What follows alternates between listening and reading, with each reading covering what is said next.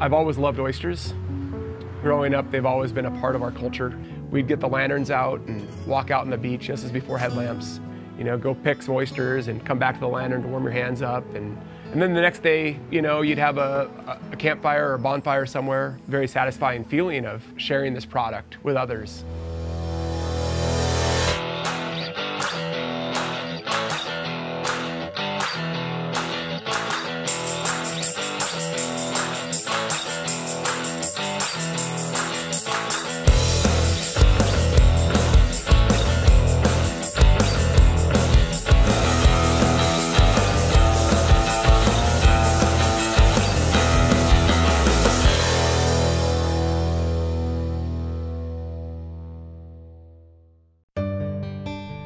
Well, we're planting some blue pool oysters that'll probably be ready for the market about a year from now.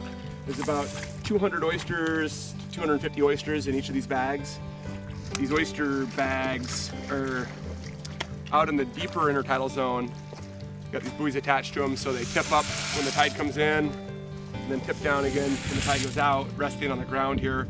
And you know, when there's a little bit of wave chop, they're shaking like that. It's pruning the growth of the oyster, which encourages meat development. But you can see here, this is what we're looking at. You know, it's a nice fat oyster. By discouraging shell growth, you're encouraging them to put their energy into glycogen production. A little bit of glycogen there. They spawned out pretty heavily in the summer, and so they've come back. We're harvesting these things as much as we're busting them up. The stuff that we leave behind will come back and they'll be really nice in a year or two. So these are all going into the cannery, and a lot of them will come back out of seed. We had a big overset the last year, growing them up off the bottom like that helps keep them from getting suffocated in the silt and protects them from predators. So we'll come out here with a barge at high tide tomorrow, grab these, take them right in first thing in the morning.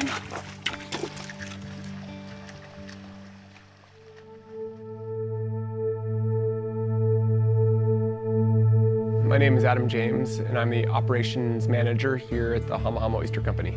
There's two camps referencing to the name Hama Hama.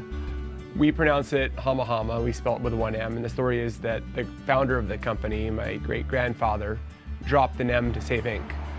It's a regional name, and it fits right in with oysters because oysters are, along with various other foods, linked with the area that they're produced. They take on the attributes of, say, the water.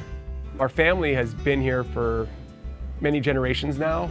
Initially, we were brought here out of timber interests. The longer we've lived here, I think, you know, the better we've become at realizing the uniqueness of the area and what the area has to offer, and to some extent allowing the region to direct our business decisions.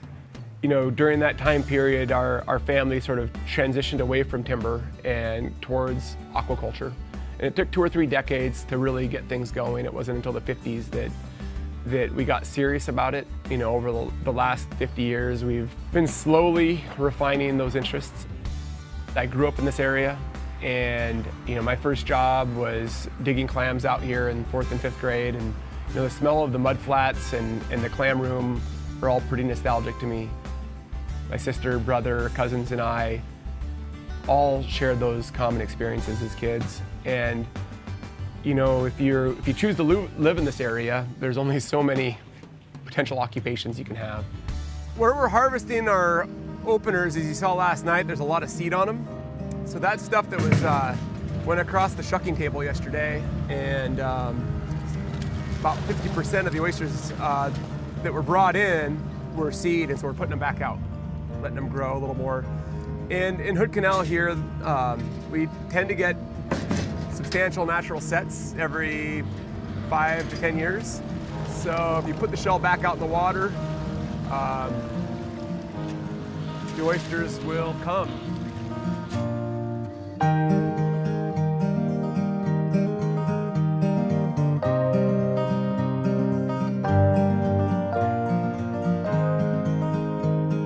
Man, those oysters are delicious. Just steamed in their own shell with a little bit of Tabasco. because for the most part we were grilling them back then. Wild oysters are a little bit larger, and they'd firm up once they steamed in their own juices. So I think those positive experiences probably played a role in, what throughout my life has kind of been a fascination with the product. And then more recently, the challenge of trying to produce the ultimate expression of this bay as consistently as possible and then scaling that up, which is tricky. My name is Lissa Monberg, and I handle marketing and retail operations. Oysters are way more popular now than they were 10 years ago, for sure. And the industry feels a lot more transparent. We're trying to work more directly with the people who are actually consuming the oysters, whether it's a consumer or a chef who's serving it to consumers. So I think that it's more important than ever to explain what you're doing and why you're doing it, and then people really care. I guess my main responsibility is trying to get best product we have to market.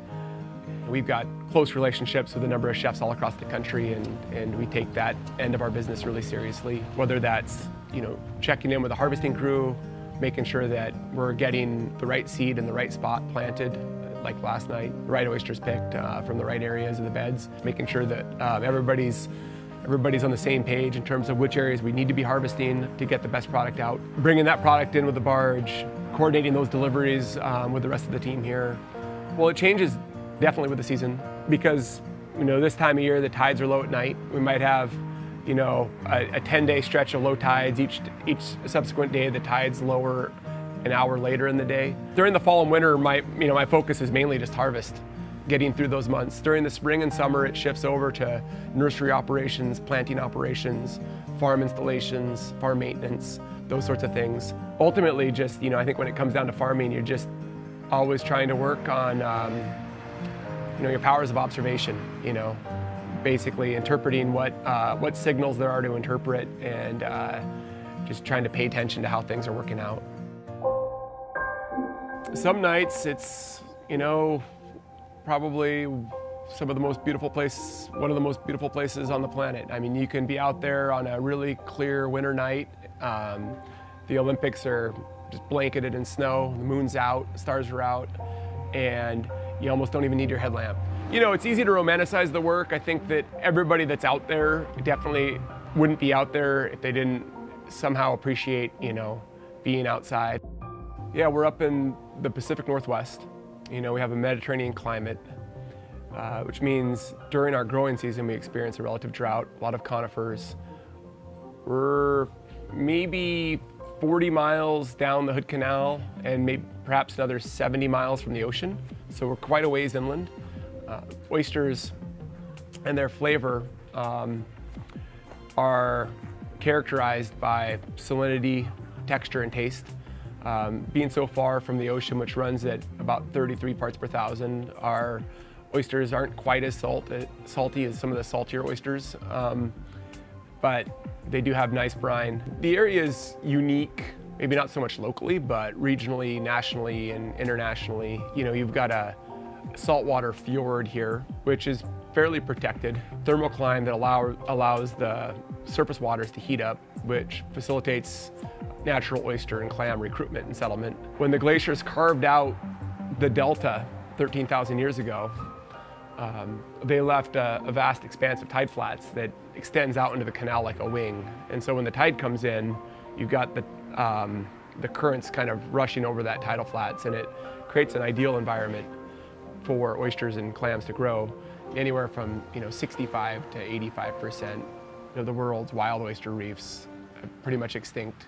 Oysters not only are habitat forming, but in the sense that they're helping clean out the water, filtering many gallons of algae a day, allowing sunlight to penetrate and seagrasses to grow. There's a lot of positive things about oyster production. This location to our family is as much a place to socialize, recreate, forage.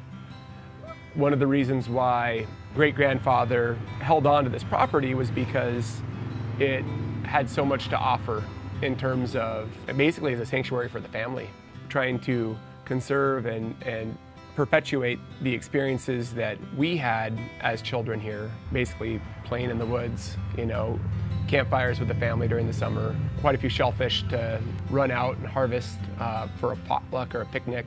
So those common experiences are things that having this property allow us to come together around. Washington State is one of the leading producers of shellfish around the country. A lot of exporting of shellfish products, which means good jobs here and, you know, revenue coming in from out of state and perhaps out of the country, which helps build our economy up. Trying to refine our efforts and deal with the challenge of how do we grow and maintain, you know, the quality and consistency that we feel we need to and that we owe, you know, our customers and the folks that come in our retail store and visit our oyster saloon here. So we've never really taken a very traditional approach to marketing. It's always been just trying to create content and add value to people's lives and not irritate them. And because that's how we want to be treated. We've basically just tried to tell stories, and you know, Adam's a really amazing storyteller.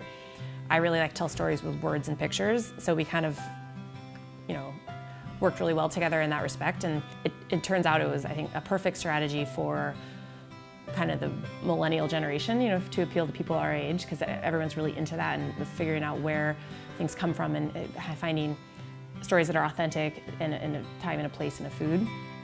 We're also branching out and farming oysters in different areas, trying to figure out how to meet the demand that we see, and particularly during the summer. So we're farming up north of us in Port Townsend, where the water's colder year-round, and doing things like that to help facilitate basically this sort of agreement that we have with our chefs. They open an oyster bar in Seattle.